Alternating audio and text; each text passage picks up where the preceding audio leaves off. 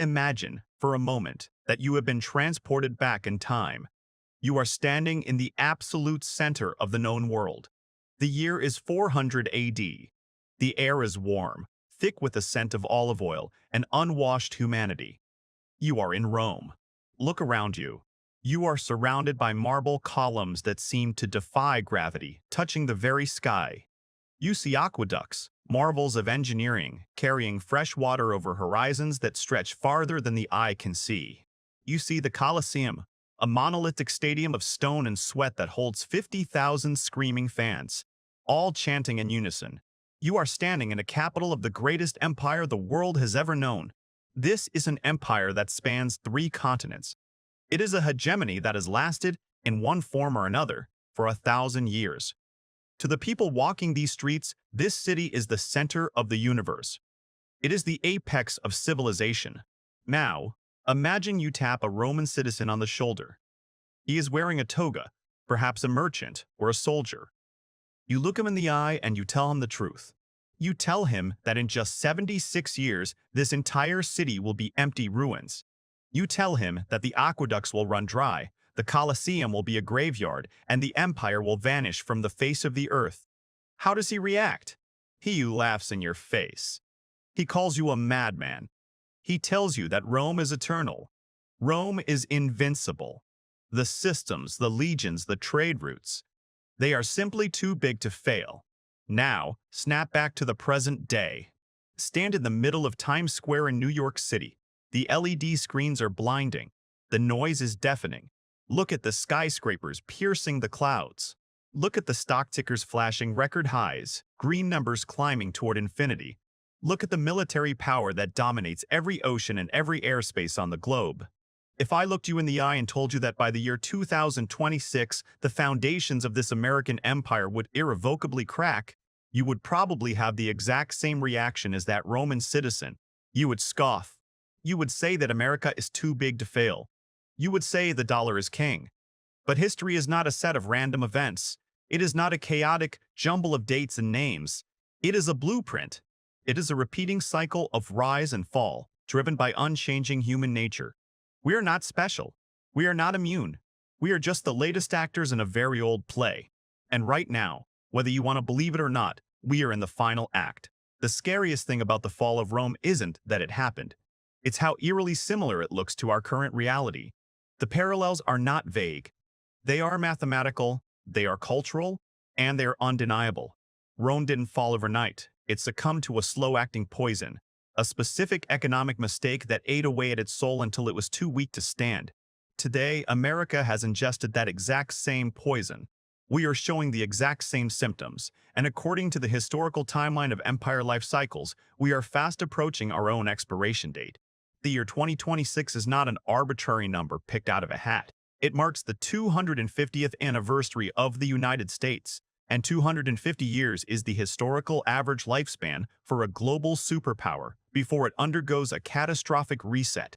In this analysis, we are not just going to look at dusty history books. We are going to hold a mirror up to our own civilization. We are going to identify the singular fatal mistake that destroyed Rome and prove to you that America is not only repeating it, but doing it faster and on a much larger scale. To understand the end, we have to understand the beginning. Rome wasn't always corrupt. In its early days, during the Roman Republic, it was a society built on what historians call stoic virtues. It was built by hard men, farmers who became soldiers to defend their land and then returned to farming. There was a deep sense of duty, frugality, and shared destiny. Economically, this was reflected in their money. For centuries, the Roman currency was the silver denarius. It was a coin made of almost pure silver. It was sound money. If you held a denarius, you held actual intrinsic value. You didn't have to trust the government. You didn't have to trust the politicians. You only had to trust the metal in your hand. This sound money created a stable foundation. It encouraged savings. It allowed for long-term planning.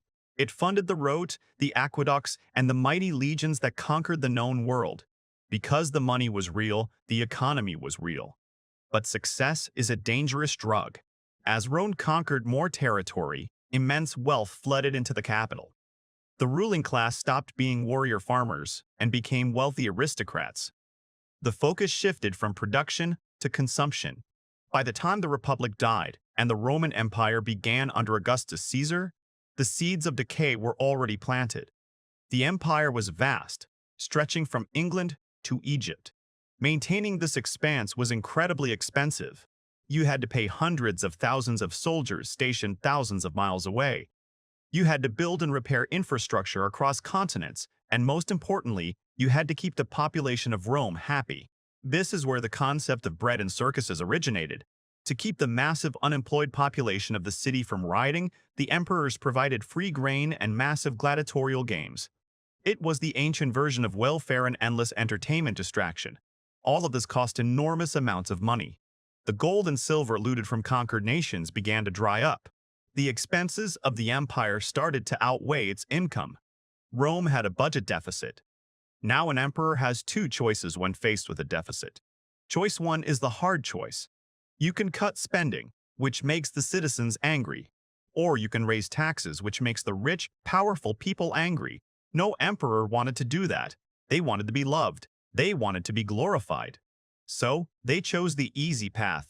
They chose the fatal mistake. They decided to mess with the money. This is the mechanism of collapse. Pay close attention, because this is exactly where we are today. It started slowly. Around the year 64 AD, Emperor Nero faced a financial crisis.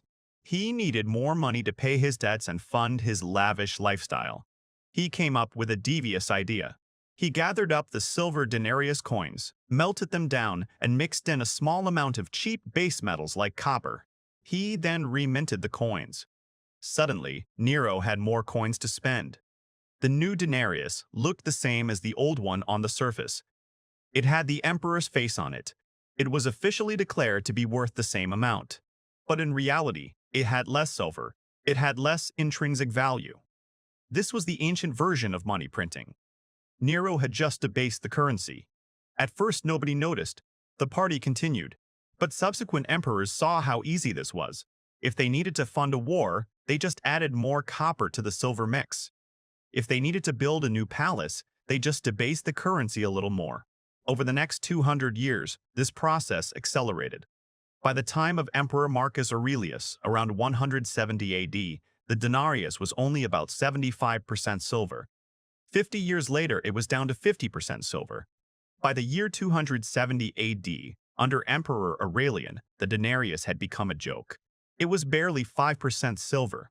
It was basically a bronze coin with a thin silver wash over it that rubbed off after a few uses. The Roman government had effectively stolen the wealth of its people, slowly, over 2 centuries.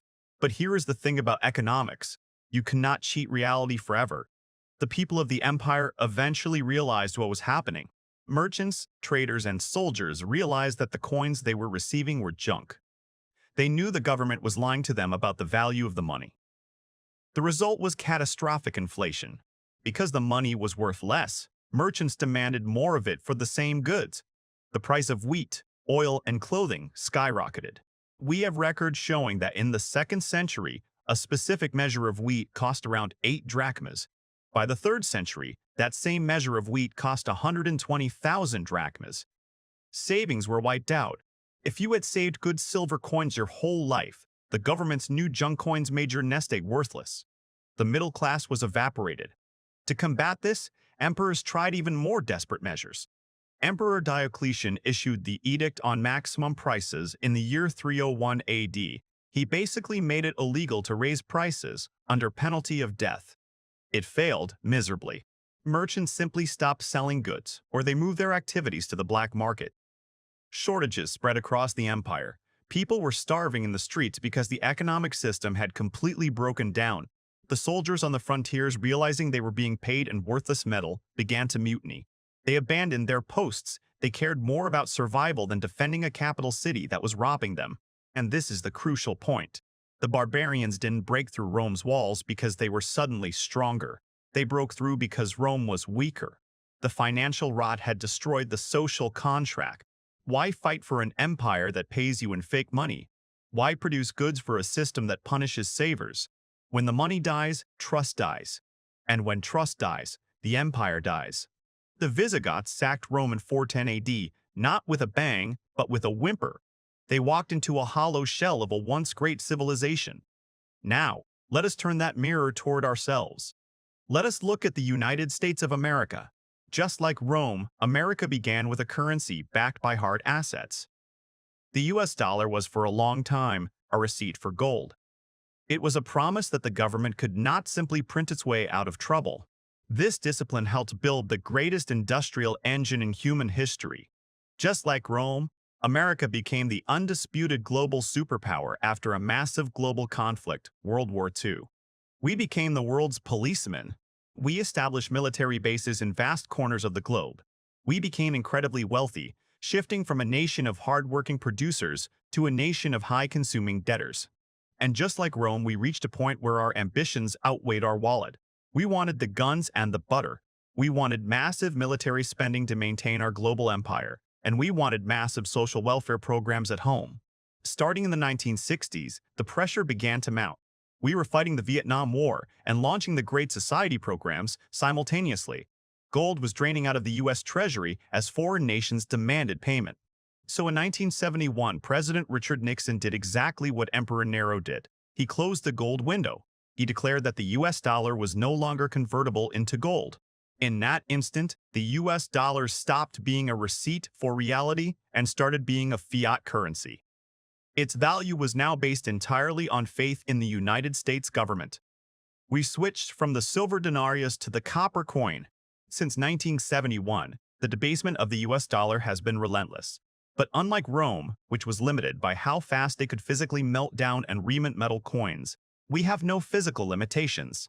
We can create trillions of dollars with a few keystrokes on a computer at the Federal Reserve. This allows us to speedrun the collapse. What took Rome 200 years, we are achieving in 50. Look at the national debt. It took the United States over 200 years to accumulate its first $1 trillion in debt.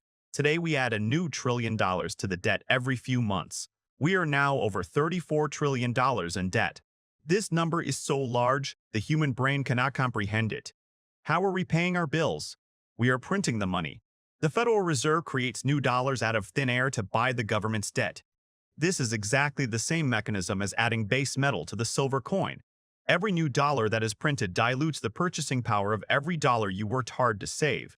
We are already seeing the cracks form. We are already seeing the inflation. You feel it every time you go to the grocery store. You feel it when you look at housing prices that have become completely disconnected from reality. The government will try to tell you inflation is low, just like Roman emperors claimed their copper coins were silver. But your bank account knows the truth. We are seeing the breakdown of the social contract.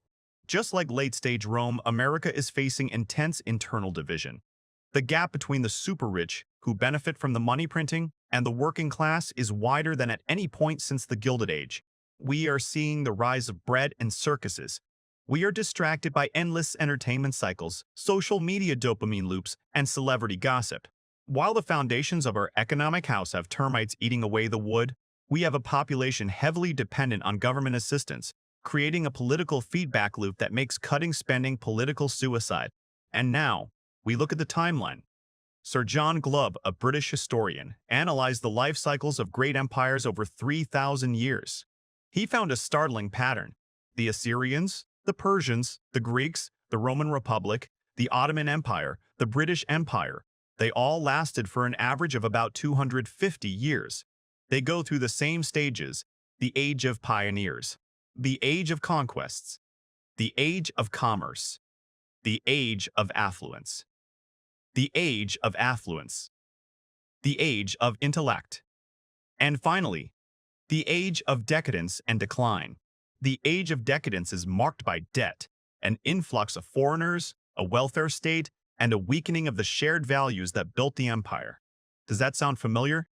The United States declared independence in 1776. If you add 250 years to that date, you land squarely on the year 2026. We are mathematically at the end of the historical average lifespan of a superpower. We have checked every single box on the list of empire collapse symptomatology. We have the massive debt. We have the currency debasement. We have the military overextension. We have the internal social division. The Roman Empire's final mistake was believing that the laws of economics didn't apply to them because they were Rome. They thought they could cheat the system by diminishing their currency and that the rest of the world would just accept it forever. America's final mistake is exactly the same. We believe that because the US dollar is the world reserve currency, we can print infinite amounts of it without consequence. We believe that we can borrow more money than has ever existed in human history and never have to pay it back in real terms. But the rest of the world is waking up. Just like the merchants in ancient Rome began to refuse the debased denarius, we see nations around the world from China to Russia to Saudi Arabia actively taking steps to move away from the US dollar in global trade. These are the modern barbarians at the gate. They are not attacking with swords. They are attacking by simply rejecting our debt. If the world stops accepting dollars for real goods like oil and manufactured products, all those trillions of printed dollars will flood back into the domestic US economy. The result will not just be the inflation we see today.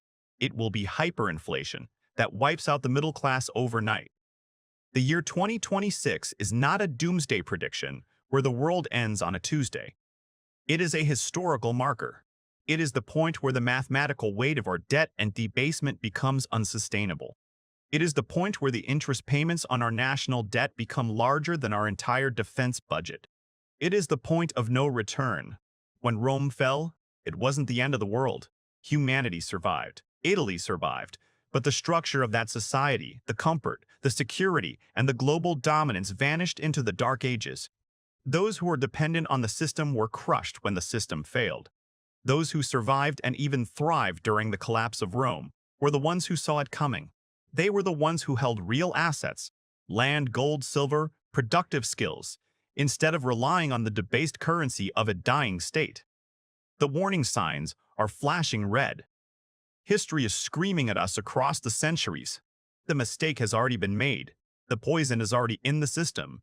The only question now is how long the patient has left and what you are going to do to prepare for the inevitable reset. We cannot stop the cycle of empire. It is bigger than any of us. It is bigger than any politician. But we can learn from it. We can refuse to be like the Roman citizens standing in the Colosseum, believing that the party will last forever. We can open our eyes and see the ruins before they happen. The clock is ticking toward 2026. The final act has begun.